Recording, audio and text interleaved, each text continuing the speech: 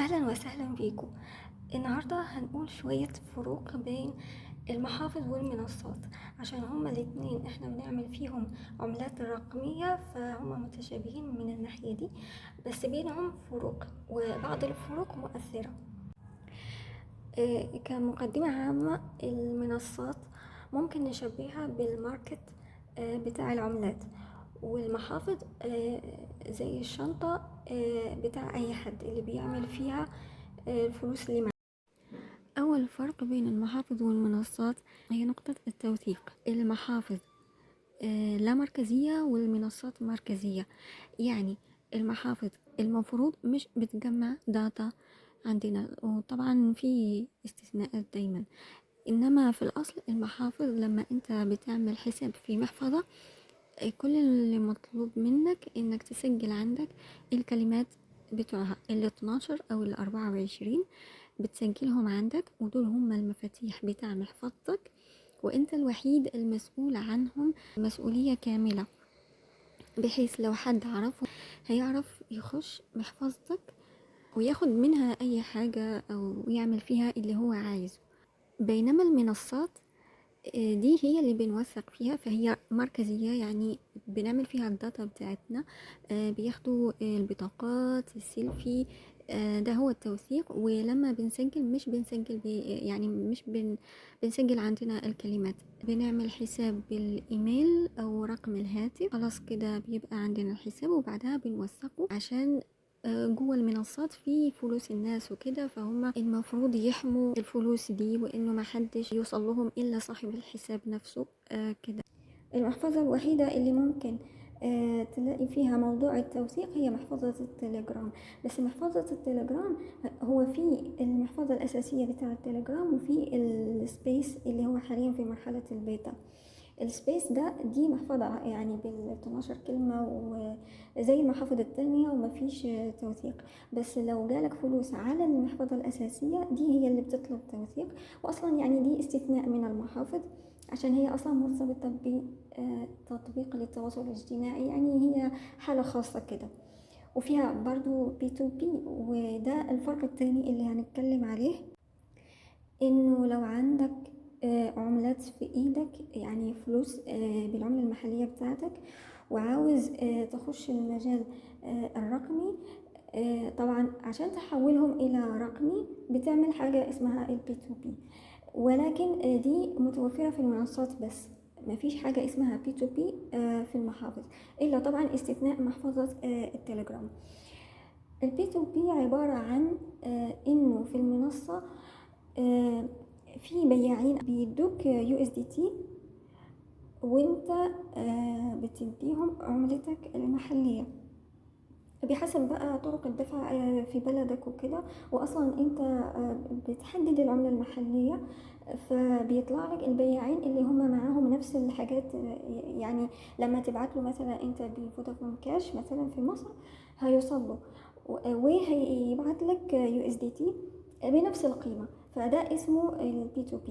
طبعا ال P2P فيه خطر، فيه خطر من ناحية انه انت بتدفع اللي معاك لشخص انت ما تعرفوش، بس الخطر ده نوعا ما قليل، وخصوصا لو انت اخترت بياع معتمد او كده، عشان السي في بتاعته او المعاملات اللي هو عاملها او الحاجات هم متسجلين، يعني كم معاملة عملها وكانوا ناجحين ولا لا، وسريعين او في كفاءة ولا ما فيش.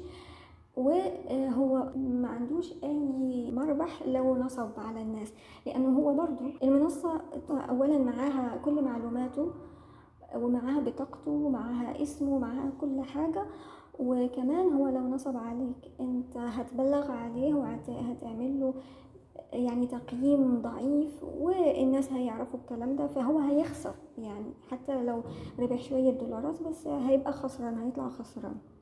انما المحفظة طبعا ما فيهاش حاجة اسمها البي تو بي.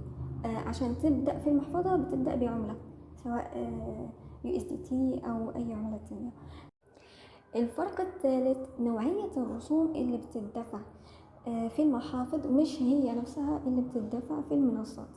في المنصات انت بتدفع نفس العملة، يعني مثلا عندك عملة هامستر، هتسحبها، فالدفع بيبقى منها مصدر. لكن في المحافظ انت هتدفع رسوم من الشبكة الأساسية. يعني في مثال الهامستر، هامستر مبنية على شبكة تون، فلو هتسحب هامستر أو هتحول هامستر أو تعمل أي معاملة بعملة هامستر، هتدفع رسوم من الشبكة اللي هي مبنية عليها اللي هي تون. يعني لازم تون في المحفظة، لو هامستر موجودة في المحفظة لازم كمان شوية رسوم من الشبكة الأساسية اللي هي تون. لكن لو هامستر موجودة في منصة ممكن تسحبها عادي وبتدفع من هامستر نفسها. وده فرق مهم. أحيانا مثلا بعض المبتدئين ممكن يبقى عاوز مثلا تون، فبيحول فلوس من عملته المحلية في منصة طبعا من خلال البي2بي، بيحولهم لUSDT، ولما بيجي يسحبهم للمحفظة عشان يعمل المهام بيلاقي انه رسوم السحب مثلا في تون غالية، او بيلاقي مثلا عرض على السحب بتاع الUSDT على تون، فبيسحب USDT مش بيحولهم لتون، فبيسحبهم للمحفظة. ولما بيسحب للمحفظة خلاص كده اتحشروا في المحفظة، ولازم عشان يعمل معاملة أو يبدلهم أو يبعتهم أو يرجعهم للمنصة، أي حركة في أي حتة وفي أي اتجاه لازم رسوم من الشبكة الأساسية اللي هي تون. يعني لازم يجيب فلوس تانية ويحولهم إلى USDT ويحولهم إلى تون ويبعثهم لنفس المحفظة عشان يطلع USDT اللي بعتها للمحفظة. الفرق اللي بعد كده ان المنصات مش بتتربط بأي مواقع خارجية. هما اصلا موقع، هما ذات نفسهم موقع ليهم تطبيق على، يعني لو استعملتهم في الهاتف بيبقى ليهم تطبيق، بس المنصة ذات نفسها هي موقع. فانت مثلا لو عندك بوت بتاع تليجرام وعاوز يعني بتشتغل عليه وعاوز تعمل معاملة، بتعملها بمحفظة، مش ممكن تعملها بمنصة. يعني كونكت والت دي لو دوست عليها بيفتح لك المحافظ بس، مفيش حاجة اسمها كونكت والت لمنصة. المنصة فيها ايداع وسحب او ديبوزيت وويذرو، ما فيهاش كونكت، ما فيهاش توقيع، يعني مش هتوقع على معاملة بمنصة، مفيش الكلام ده. التوقيع والدفع بيكون من خلال المحفظة. يعني تربط محفظتك وتطلع لك الصفحة بتاع انك توافق على الربط وتعمل المعاملات ويتسحب منك بسبب انك وافقت على او وقعت على المعاملة اللي بتعملها دي. الكلام ده كله في المحافظ بس.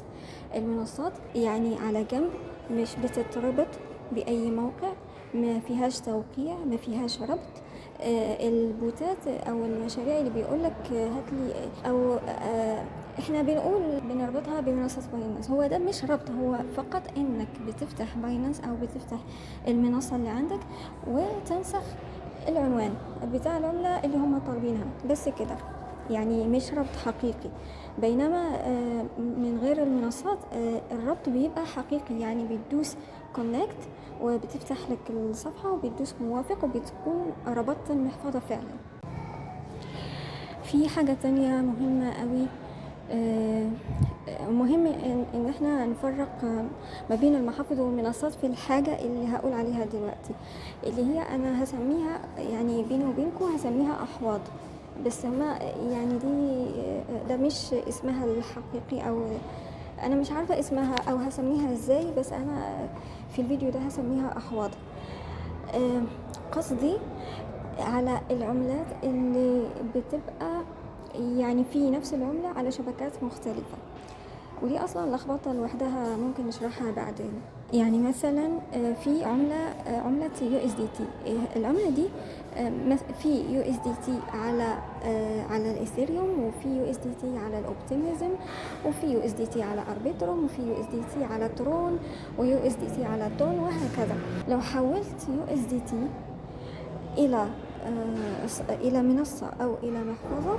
طبعا أنت عشان تحول USDT إلى منصة أو محفظة بتجيب العنوان بتاع USDT سواء من المنصة بتاعتك أو محفظتك، وبتختار الشبكة عشان يظهر العنوان، وبعدها بتنسخه وتبعت USDT بتاعتك إلى العنوان اللي لسه نسخته.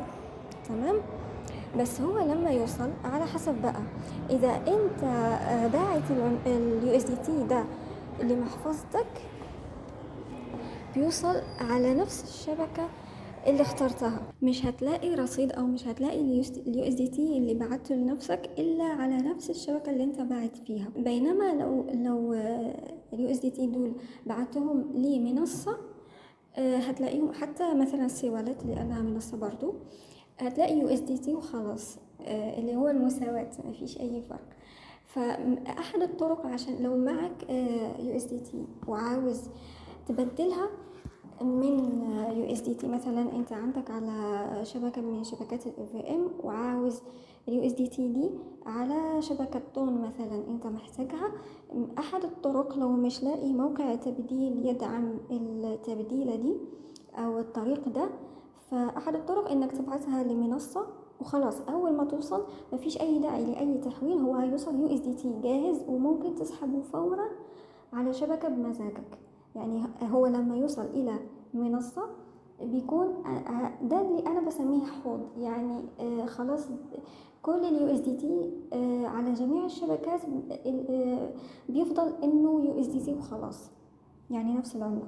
وبالنسبة للتطبيق اللي قلنا عليه في الأول، أو الفرق الكبير بين المنصات والمحافظ، اللي هو إن المنصات مركزية عشان فيها توثيق وفي خلاص هم عارفين ان انت مين باسمك بطاقتك والسيلفي بتاعتك وكل حاجة، بينما المحافظ مجهولة، مش بيظهر في الداتا الا عنوان المحفظة، هو العنوان بتاع مين الله اعلم. فلو مثلا بعت عملة بالغلط الى محفظة معينة، محدش حرفيا هيقدر يساعدك او يرجع العملة دي. انما في المنصات لو بعت مثلا بالغلط او حد حاول انه ياخد فلوس منك باي طريقة، لو عندك اي اثباتات او حاجة ممكن تكلم الدعم وتوريهم الاثباتات والسكرينات وكده، وهم بيعملوا الابحاث بتاعهم، ولو فعلا اقتنعوا ان ده حرامي او مثلا بيحاول يعمل غلط، او مثلا ان العملة خلاص انت ما كنتش قاصد تبعتها مثلا على الشبكة دي او على اي حاجة غلط، هم ممكن يساعدوك. في فرق كمان، وهو ان في نوع من الايردروبات مثلا بيكون مفاجئ وبيوزع على المحافظ القوية. النوعية دي من الايردروبات مش بتوزع على منصات، ما شفناش ايردروب بيوزع زي التوزيعات دي على منصات. بمعنى الفرق هنا ان اللي بيستعملوا محافظ ممكن يوما ما انهم يتأهلوا لحاجة فقط لأنهم عملوا معاملات، أو مثلا عدد مثلا من المعاملات وتاريخ المحفظة قديم والكلام ده. حرفيا في ناس بتلاقيهم بيستعملوا منصات بس، وبيكونوا فعلا دخلوا الكريبتو من زمان قوي، مثلا بقاله 7 سنين في الكريبتو أو 10 سنين، بعضهم 15 سنة وأكتر، بس مش بيستعملوا محافظ، بيستعملوا منصات بس. فدول مش بيتأهلوا للنوع ده من الايردروبات، مع انهم بيكونوا شغالين اونشين، يعني بيكونوا مجموع السيولة اللي دخلوه في السنين دي كلها قوي جدا، ولو كانوا يعني مرروها من المحافظ كانوا هيتأهلوا لآلاف الدولارات غير اللي كان معاهم، بس هم عشان بيشتغلوا على منصات فقط مش بيتأهلوا.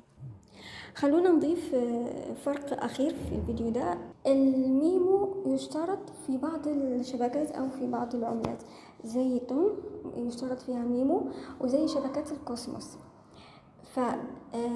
بس الفرق بقى إنه الميمو اللي يشترط بيبقى مطلوب في المنصات، في المحافظ مفيش أي ميمو.